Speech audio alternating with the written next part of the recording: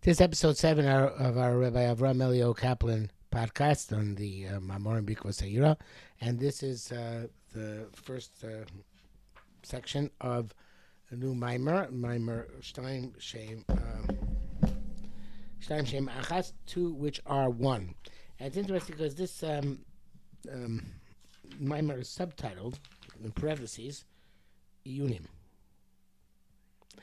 And the question is why?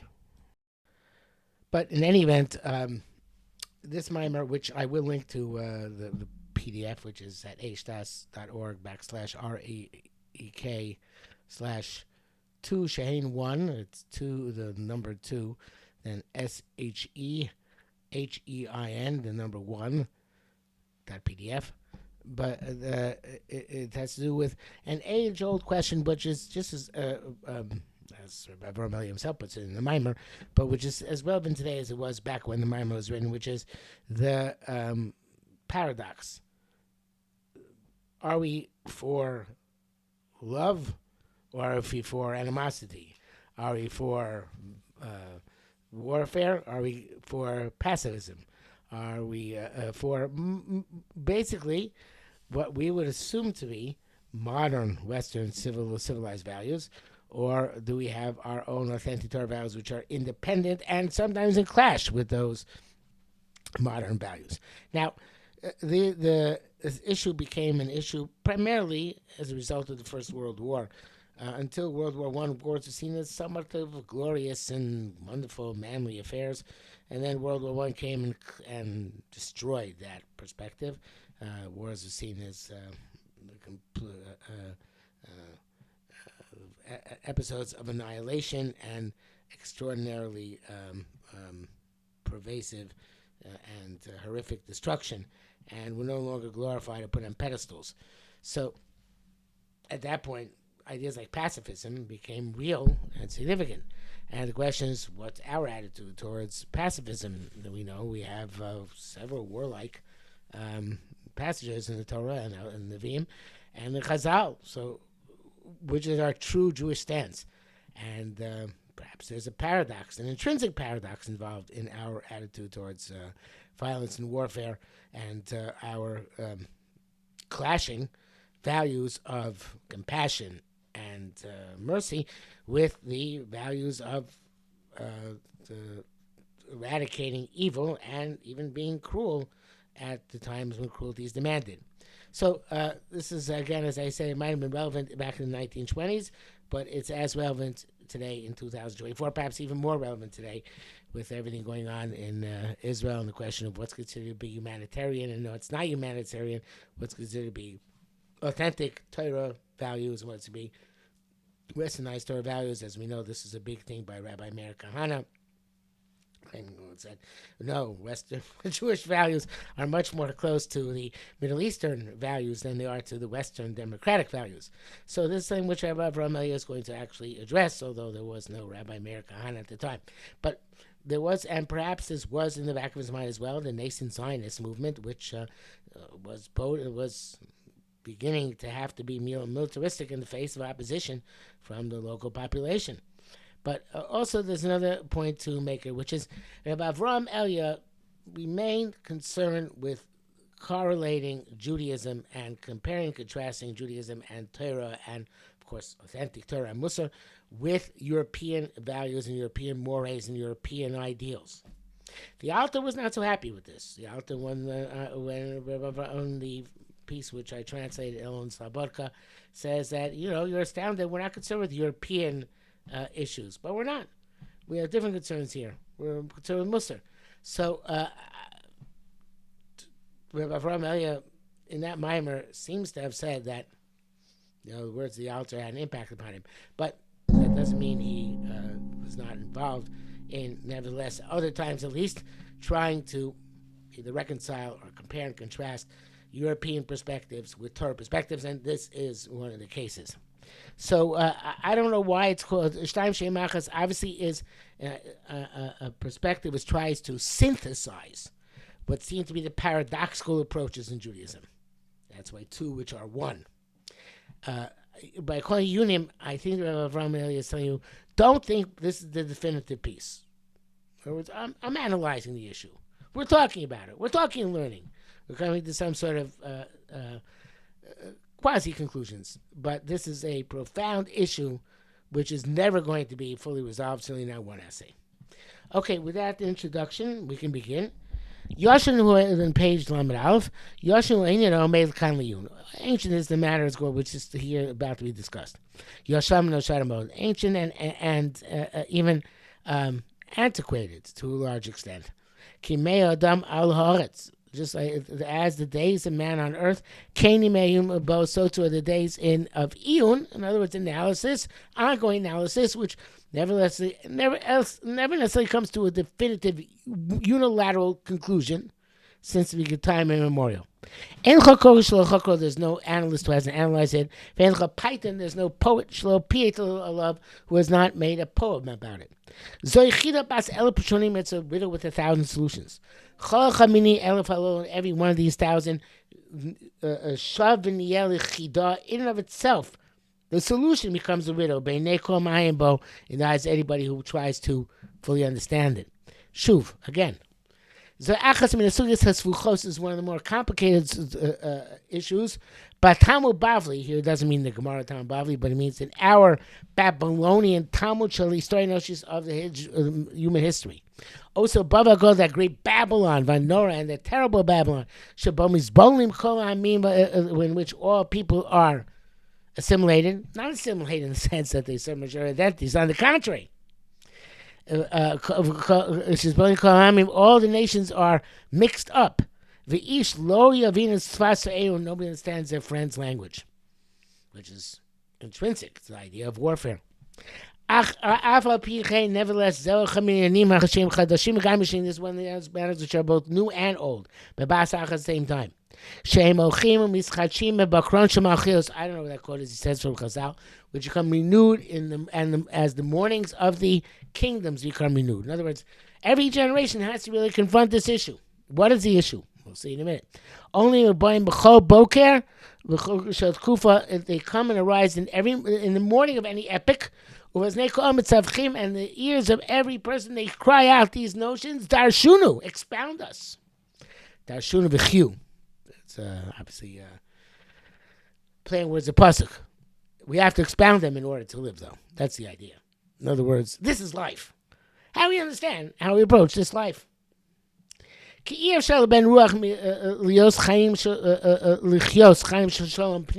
not possible for a person of spirit to live a life of inner peace until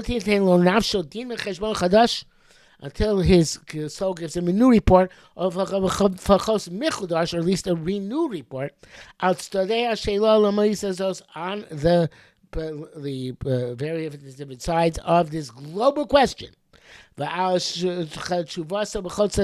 on its response on all sides.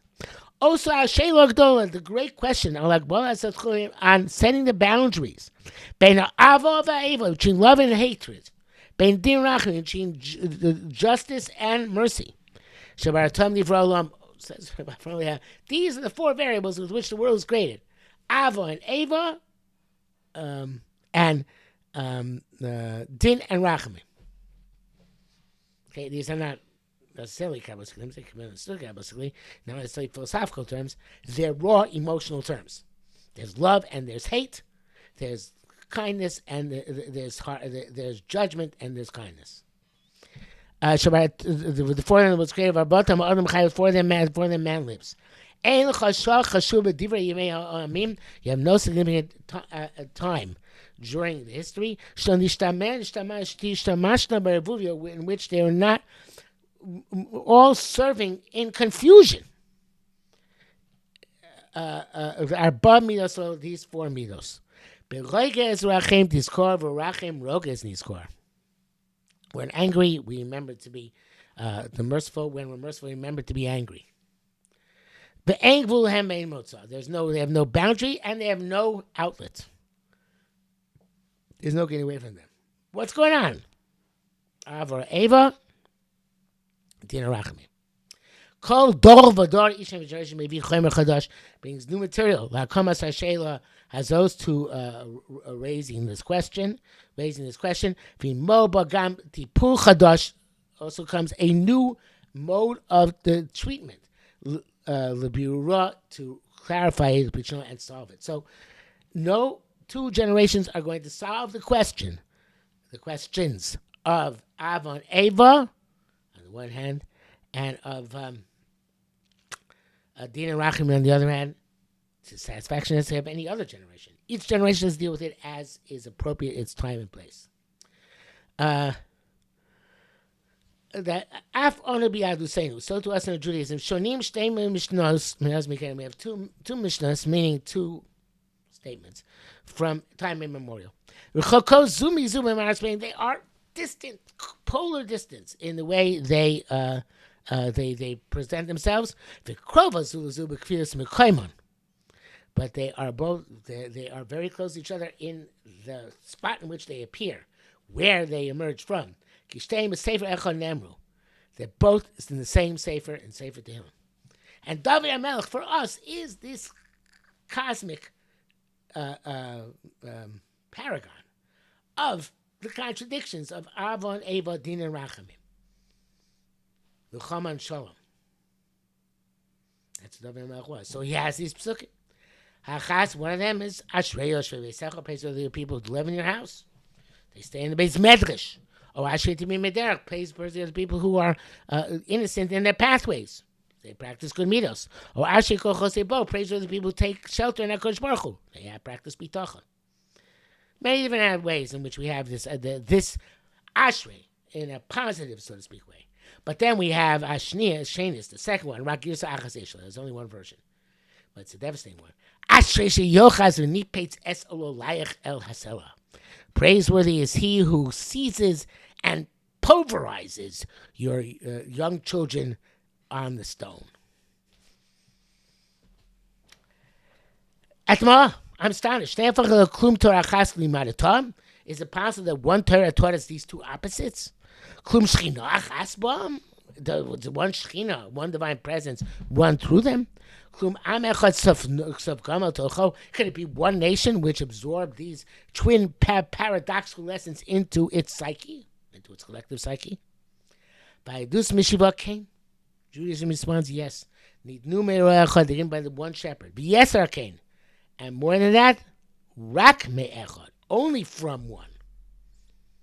Rak also ha'am asher yish rishon behistoria, only the nation which felt first in history. Kikodem kozev, that all people are deceitful.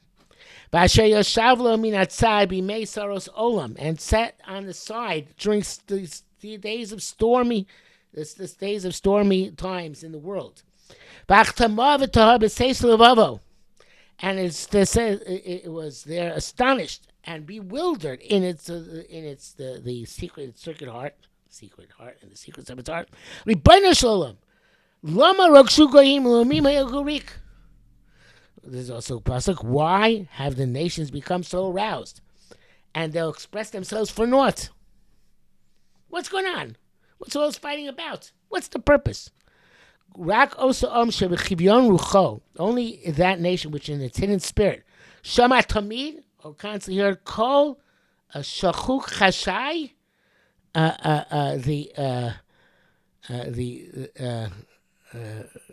I should say actually sachuk, which is a hard, not sure way to put it this way, but kol schok, kol schok chashai. A secret laughing voice, with which the hidden God laughs, al talulei b'nei chiluf, on the crises of the people who are the mortal people of this world. Rak lo reshus, only he has the permission. Rak lo gam chova, he also has the obligation. Rak lo gam akol story. Also, only he has the compelling historical need, lamid b'mishvat kol aritzei oretz, to put to judgment all the vaunted ones, the powerful ones in the mostly negative sense of the land. Udamer elemo b'chapo b'charon v'alemo, and to speak to them with his anger and with his distress, also a form of anger, to put the brakes on them. Rak lo v'lo acher. Only he has this capacity to put these two things together. Because the anger of God is superior to the love of others. Because everything Hashem does is for the best. So therefore, somehow, we don't understand yet how. Someway the anger of Hashem is also for the best. It's also for the good.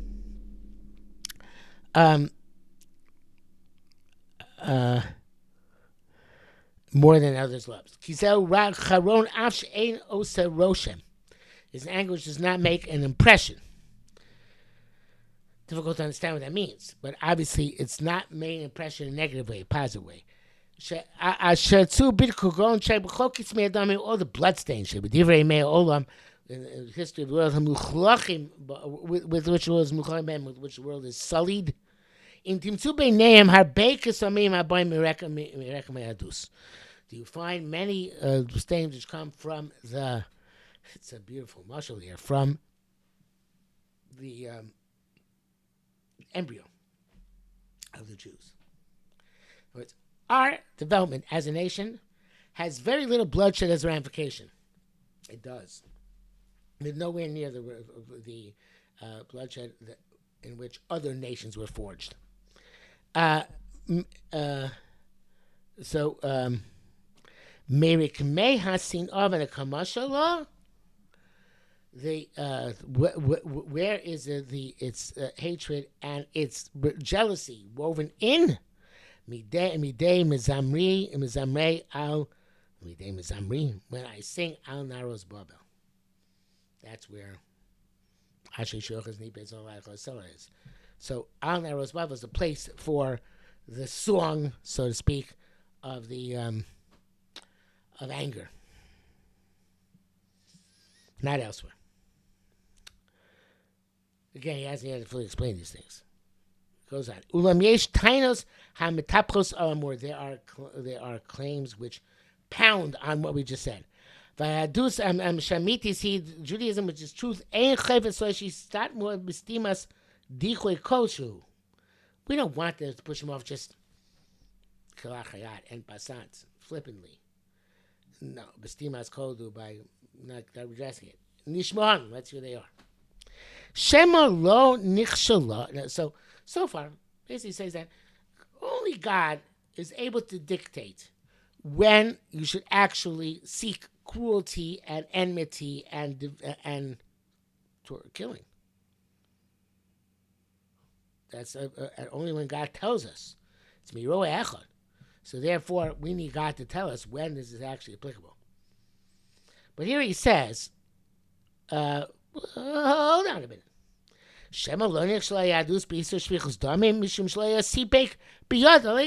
Maybe we're not killers because we didn't have the opportunity to kill. That's a famous statement called the Meir that she forgives the Arabs everything except that they made Jewish boys killers. Maybe until the 1900s, we didn't have the opportunity to kill. That's it, didn't kill. Maybe we're no more pacifist or loving or benevolent than any other nation. We just didn't have the guns. Ulai lo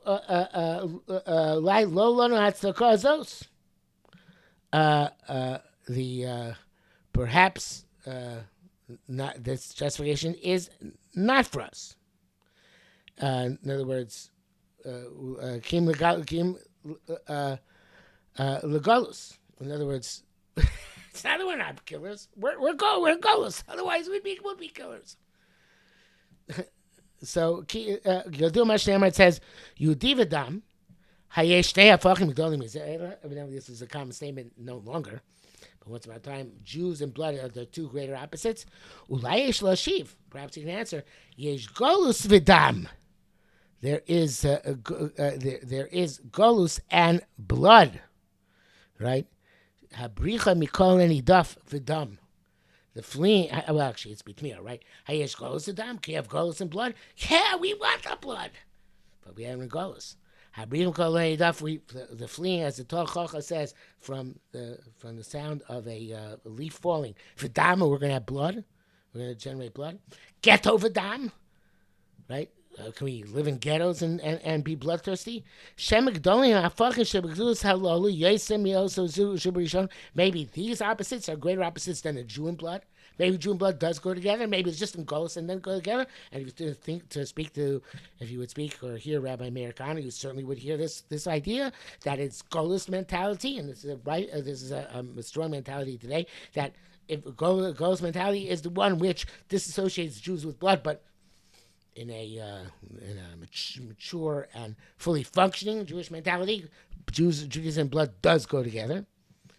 Or more correctly, maybe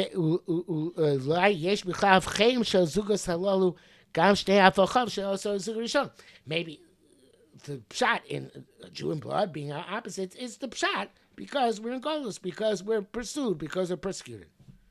But just wait till we get the opportunity of Achas Shochas Enochia V'Nipetza Solai Ulai Rak Yudi Ben Golus, perhaps only a Golus Yid. Mishamesh Hefer L'Shvichas Dam is only is the antithesis of spilling the blood of his enemies. Avolo Ivri Ben Artzo, but not an Ivri. And you can see about Avrohom Eliyahu, you can hear about Avrohom Eliyahu addressing the early Zionist movement where these ideas were nascent, but we're developing, we're germinating. That maybe a Jew in his land is Mr. Tough Guy. He does shed blood. No, it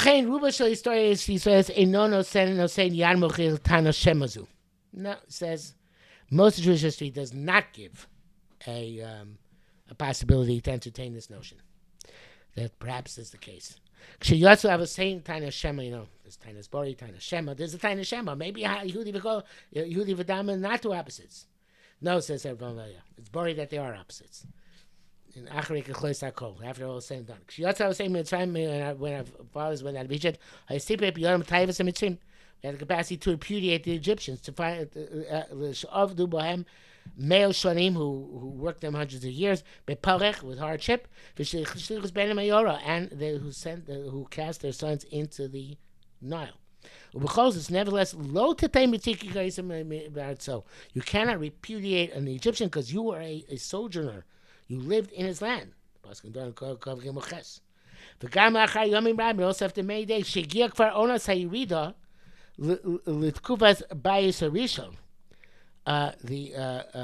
when we slid down into the time by Rishon, when we got into big fights. Interesting, he puts it that when Jews started sinning. Saviv, our good name did not go away among all the nations around us. All of them knew well that their kings are kings of kindness, and were distant from bloodshed. And it brings down the quotation Melachim Aleph Chof Lamed Aleph, where we know that the Jews had that reputation.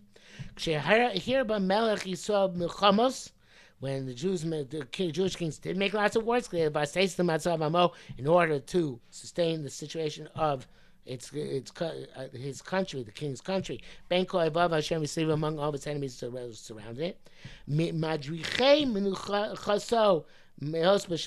Those who here the Rech means they stepped on, not that they led. They stepped on our peace for hundreds of years. Nevertheless, they know King David was told, our main king, our king who was our leader in battle, our leader in the Tehillim,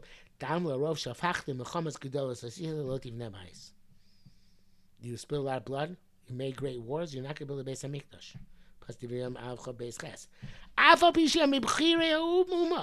Even though he was from the greatest of our nation, the Gever who come out, and the person lifted up above. So we see that we don't worship military heroes. We don't let them build a Beis HaMikdash. It's a shocking thing. It must be that even at a time when we do have possibility of being Yehudi V'Dam as something to reconcile, not as a contradiction, that we don't glorify it. But words like this, which stand at the height of eternal truth. We can't go after the majority of history and say, well, Jews, in the majority of their history, were, pretty compassionate, pretty nice, relatively humanitarian. We have to look at the minority. The minority says, in Chumash, Lo Schei Kol Neshama. About Canaan, about Amalek. This minority is prevalent. Anybody can see it. It's famous. And anybody who quests the blood can find this blood. And he takes a specific example because by Canaan we messed up. We did not kill very many Canaanites, as it's seen in the second paragraph. First, second paragraph would say for Shoftim, but the point is that there was the paragraph Chromas Chatoim for Parshas Amalek. There's genocide there, and Shmuel Avtes Vav Yuches Homei Brosh Tulasenu, which is at the top of history. Which is embedded in our memory for all generations. How do we understand that? It's there. Perhaps not the majority. Perhaps the majority of the time, the Jews in blood are a contradiction, but it's not the entirety of the time. And perhaps the minority of time is the ideal. Perhaps that's where we should really be headed when we have the capacity to expand that potentiality.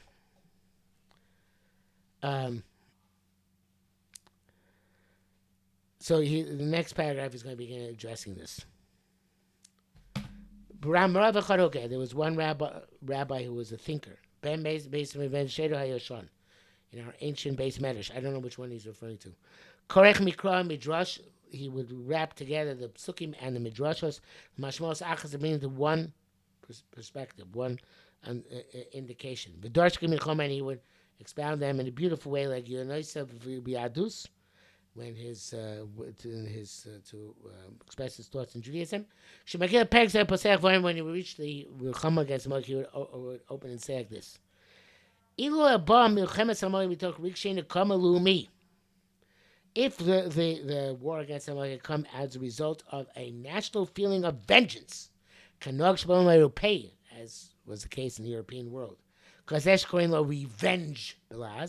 is a revenge, which obviously is a very prevalent way to understand the war against Amalek and those enemies. An absolute right to revenge. He says in parentheses here, even B'dini Adam is manazeh, in the laws of man in our day and age. Vis-a-vis an enemy who was wild and cruel, who fell without any legitimate complaint. People were stumbling and exhausted. And what's a synonym for exhausted? The remnants of the sword of Paro. If it was a call for revenge, but the dinu Shivas had a comma, misla betes yos, but I should say, were that to be the case, were to call revenge, but dinu Shivas had a comma, misla betes yoser b'amona then the logic would dictate that this ambition for revenge would be more emphasized among the masses, as opposed to its elite, those who are higher in spirit. Or some other Melyonim, these people who are higher people, now they detest war itself. But they also found repugnant fortified peace, armed peace. Which is accepted as with a hechsher, as kosher in Europe, Basa Tarbus, which is civilized Europe. Hisnagdu Musad Malchusi. They were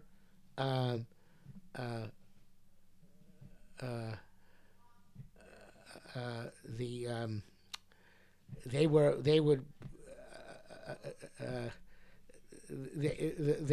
should be those who would oppose with the institution of the government institution, Siasok l'shem hagonas amam hagonas klerech le'mechama, which we involved with preparing the tools of war and the implements of war and chariots and tanks and so on and so forth.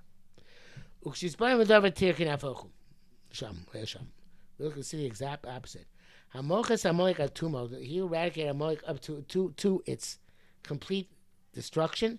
Haya dafko so moche mecha azah was specifically that person who made the greatest protestations. She'ein dugmasa, without parallel, klape malchus imperios, against kingdoms and empires.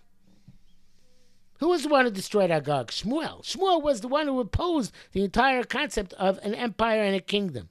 Davkos Dover Shalom. He was specifically the person who spoke peace, the spokesman for peace. Avle Pacifisim. Who was a father pacifist. Who came before him and came after him. He was the one who ran Agag through in Gilgal. So it sounds like it's not about revenge. Pshuta, not some revenge or some mashasa. And it was not something which was a human characteristic and done out of a human tendency. He ran up to in front of God. But the nation itself and its king, Zemelech ben Dalas Ha'am, the king from the amidst the impoverished of the nation, Ben Atzim b'Shivtei Yisrael, the son of the youngest of the Shvatim, son of Binyamin, from Shei Binyamin, Asher Timahon Chavirav Midaso Makom Gdolim, that people were astonished how he was all of a sudden elevated to beyond the station. Agam Shul Banavim, Nasa Piska Mashal became a statement and a metaphor. Shemin Mishchas Melachuso, who the oil of being anointed in kingship, Loi Friya Miliros Bakarban Yesarim Shekvar Basav, not serving him afterwards, going back to be a shepherd among his forefathers' village. Ama Pashutum Akamami, the simple nation and its popular king, popular in the sense that came from among the populace, they dafka wanted to avoid killing. They didn't want to kill too much. They stopped it.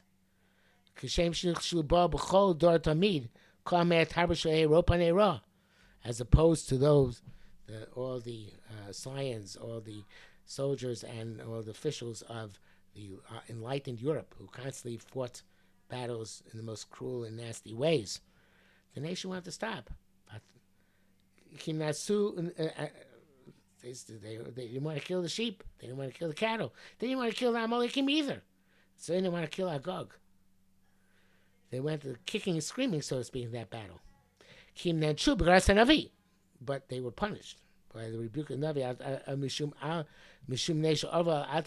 because they were, don't be such big tzaddikim. There are times not to be tzaddikim. Because they didn't go overboard, they went underboard. They make a Hebrew measure, they made a missing measure. On the twists and turns of doubts which are in the soul, when they were fighting and arguing with each other. This is brought down by Rashi. Is Chumash also? By the way, it's appropriate we're doing this today because it's Parashat Shtaim. This is also Parashat Shtaim, all about wars in Parashat Shtaim. But this, my nefesh shows Kal v'chol what Rashi gets in Shmuel. My nefesh Amar Achas Amar Torah ve'egla rufa. Torah, one soul said to me egla rufa. Kol nefashos alolu, all these souls shall Amalek. Achas kama, how much more so we have to bring so many egla rufos. Ashram shekachalo. So this Rav, whoever said this, and he doesn't say who this Rav is, and he's not going to agree with this Rav completely, Rabbi Avrohom, but he's saying, you see a fascinating thing, that the Shmuel, who was the ultimate anti-monarchist, he's the one who acted in a way in which he made sure that the destruction of the nation occurred. And the nation itself, who normally be much more bloodthirsty and inclined to be savage, they did not like this war against Amalek at all. Okay, it doesn't resolve anything yet. But at least we have here a strange phenomenon. which is Jews, even when they're told to go to war, they're not happy about it. And it required Shmuel, who on the other hand would be for our perspective, somebody who we wouldn't expect to be warlike, to actually go and complete the task, and then punish the people who didn't actually complete the task. Okay, we haven't yet explained anything in depth. We've raised the questions and noted that Am Yisrael is not a nation which finds war to be its primary form of identification. It's a desired occupation and pursuit. Okay, but as I say, we'll have to come out. We'll have to see next what Rabbi Eliyahu himself has to respond to this. All this was the build-up.